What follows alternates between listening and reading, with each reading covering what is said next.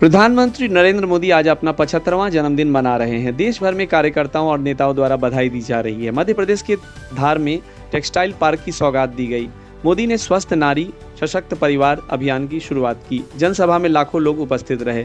Rahul Gandhi, Trump समेत कई वैश्विक नेताओं ने बधाई दी। मोदी ने गरीबों, महिलाओं और किसानों के लिए नई योजनाओं का ऐलान किया। देश विदेश से मिले उपहारों की नीलामी शुरू हुई।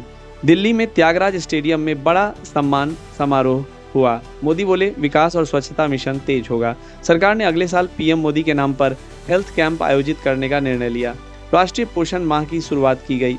मीडिया पर मोदी 75 हैशटैग ट्रेंड कर रहा है। बीजेपी ने कई राज्यों में सेवा सप्ताह के कार्यक्रम आयोजित किए। जनता ने सोशल मीडिया पर शुभकामनाओं की बाढ़ ला दी है।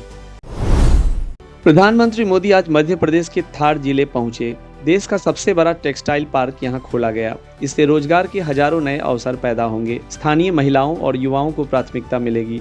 पार्क विश्व स्तरीय मशीनों और टेक्नोलॉजी से लैस है। मोदी ने कहा, हर राज्य का विकास प्राथमिकता है। मुख्यमंत्री शिवराज सिंह चौहान भी मौजूद रहे। केंद्र और राज्य सरकार की कई संयुक्त योजनाओं का ऐलान हुआ। हस्तशिल्प और डिजाइन के नए कोर्स शुरू होंगे।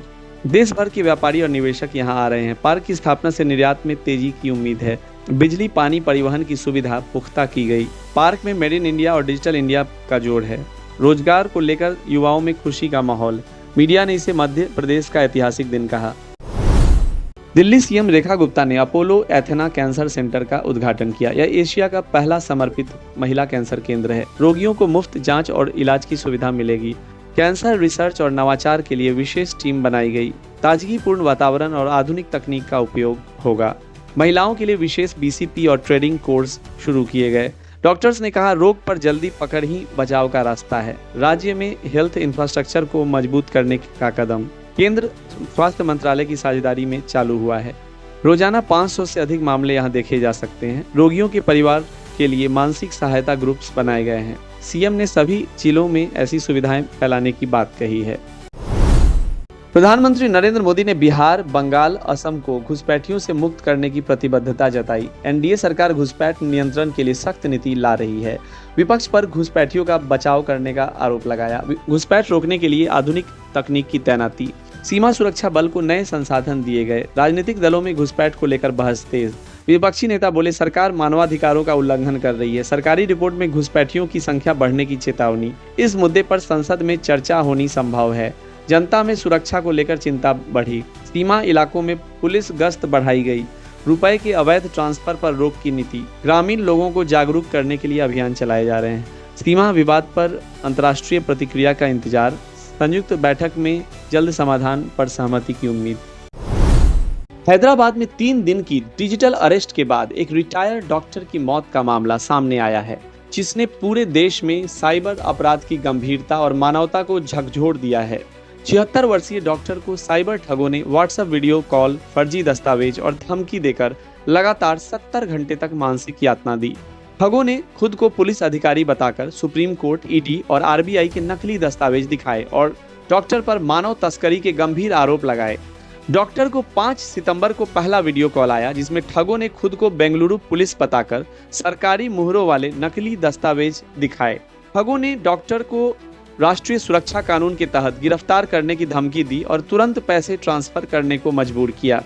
डरी हुई डॉक्टर ने अपने पेंशन अकाउंट से 6.6 लाख रुपए महाराष्ट्र स्थित एक कंपनी के खाते में ट्रांसफर कर दिए। उत्पीड़न लगातार जारी रहा। डॉक्टर्स को वीडियो कॉल, कोर्ट नोटिस और धमकी भरे संदेश भेजे गए। सारे के सारे नकली थे। जयशंकर सर नाम के व्यक्ति से डॉक्टर को लगातार कॉल्स आती रही। 70 घंटे तक तनाव और डर के माहौल में रहने के बाद डॉक्टर को 8 सितंबर को हार्ट अटैक आ गया और वो गिर पड़ी। उन्हें क्लिनिक ले जाया गया, जहां हार्ट अटैक से उनकी मौत हो गई। अंतिम संस्कार के बाद परिवार को पूरी जानकारी मिली, जब वे डॉक्टर का मोबाइल और व्हाट्सएप चेक कर रहे थे। चौंकाने वाली बात यह रही कि डॉक्टर की मृत्यु के बाद भी ठग लगातार धमकी और पैसे मांगने के मैसेज भेजते रहे। हैदराबाद साइबर क्राइम पुलिस ने इस मामले में आईटी एक्ट, भारतीय न्याय संहिता और गैर इरादतन हत्या की धाराओं के तहत केस दर्ज किया है। Police phone records, bank transactions और कॉल डिटेल्स की जांच कर रही है। ठगों को जल्द गिरफ्तार करने की प्रक्रिया शुरू हो गई है। यह घटना डिजिटल ठगी और साइबर उत्पीड़न की नई क्रूरता को दर्शाती है। विशेषज्ञों ने चेतावनी दी है कि किसी भी अनजान कॉल, फर्जी दस्तावेज या धमकी भरे संदेश पर विश्वास न करें। ऐसी घटनाओं पर तुरंत साइबर क्राइम हेल्पलाइन पर शिकायत करें। यह मामला साइबर अपराध, डिजिटल उत्पीड़न और मानव संवेदना के सबसे खतरनाक परिणामों में से एक है, जिससे सतर्क रहने और जागरूकता बढ़ाने की आवश्यकता है। पटना हाईकोर्ट ने कांग्रेस को प्रधानमंत्री नरेंद्र मोदी की दिवंगत मां हीराबेन मोदी से संबंधित एआई जनरेटेड वीडियो तुरंत हटाने का आदेश दिया गया है। यह आदेश बुधवार 17 सितंबर 2025 को कार्यकारी मुख्य न्यायाधीश पीबी बांजंत्री की अदालत में जारी किया गया। पटना हाईकोर्ट के कार्यकारी मुख्य न्यायाधीश जस्टिस पीबी बांजंत्री और जस्टिस आलोक कुमार सिन्हा की खंडपीठ ने विवेकानंद सिंह की ओर से दायर याचिका पर सुनवाई करते हुए यह निर्देश दिया। अदालत ने कहा कि इस तरह के वीडियो बनाना सुप्रीम कोर्ट एवं हाई कोर्ट की ओर से जारी दिशा निर्देशों का उल्लंघन है। विवादास्पद एआई वीडियो में प्रधानमंत्री नरेंद्र मोदी को सपने में अपनी दिवंगत मां से बात करते हुए दिखाया गया था। वीडियो में हीराबेन मोदी का किरदार अपने बेटे को राजनीतिक लाभ के लिए अपने नाम का दुरुपयोग करने पर फटकार लगाता नजर आता है। इसमें नोटबंदी, चुनाव में धांधली आदि से संबंधित बातें उनकी मां कह रही थी। अदालत ने कांग्रेस को निर्देश दिया कि यह वीडियो तत्काल प्रभाव से सभी सोशल मीडिया प्लेटफॉर्म से हटाया जाए। कोर्ट ने राहुल गांधी, कांग्रेस अध्यक्ष मल्लिकार्जुन खड़गे और चुनाव आयोग को भी नोटिस जारी किया है। न्यायालय ने फेसबुक, ट्विटर और गूगल को भी नोटिस भेजा है। बीजेपी ने इस वीडियो को घिनौना और मां का अपमान करार दिया था।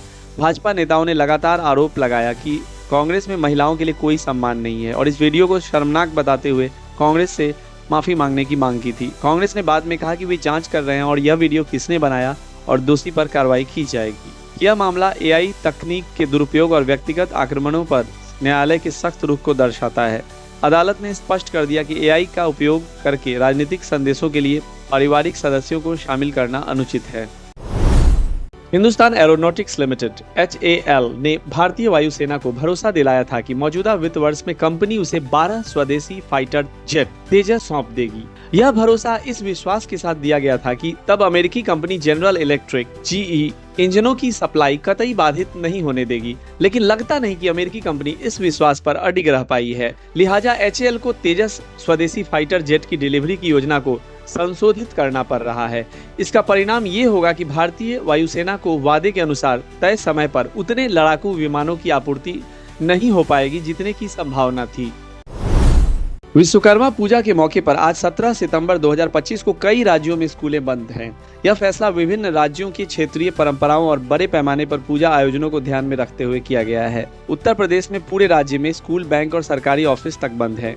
यह एक सार्वजनिक अवकाश घोषित किया गया है। पश्चिम बंगाल, बिहार, उड़ीसा, असम, झारखंड, त्रिपुरा इन राज्यों में विश्वकर्मा पूजा बड़े धूमधाम से मनाई जाती है, इसीलिए स्कूल, कॉलेज और फैक्ट्रियां बंद रहती हैं। महाराष्ट्र, तेलंगाना, राजस्थान, पंजाब, हरियाणा इनमें से कई राज्यों में यह एक वैकल्पिक या सीमित छुट्टी है। विशेष रूप से इंडस्ट्रियल एरिया और प्राइवेट स्कूलों में छुट्टी रहने की संभावना है।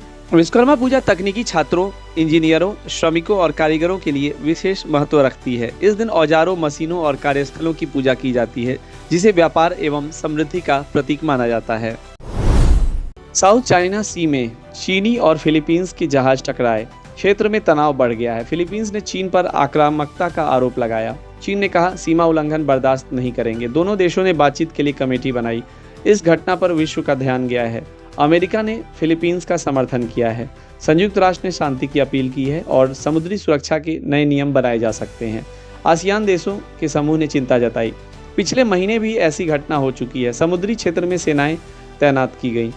विश्व स्तर पर निवेशकों में अनिश्चितता फैली। मीडिया ने घटना को समुद्री दबाव बताया।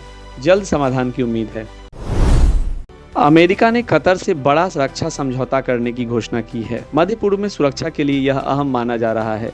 कतर पर इजरायली हमलों के बाद यह सौदा हुआ। समझौते के बाद कतर को अमेरिकी सुरक्षा की गारंटी मिलेगी। मध्य पूर्व में तनाव कम करने का यह प्रयास है। रक्षा विशेषज्ञों ने इसे स्थिरता की दिशा में कदम बताया। अमेरिका कतर संबंध नई ऊंचाई पर पहुंचे। समझौते में हाईटेक उपकरण शामिल हैं। कतर में अमेरिकी सैनिकों की तैनाती बढ़ सकती है। इससे ऊर्जा सुरक्षा को भी बल मिलेगा। संयुक्त राष्ट्र ने समर्थन की सराहना की। अमेरिकी हथियार कंपनियों को बड़ा फायदा होगा। समझौते से अन्य देशों में चिंता बढ़ी। मध्य पूर्व में नई भू राजनीतिक स्थिति के संकेत। चीन रूस की प्रतिक्रिया पर नजर बनी हुई है।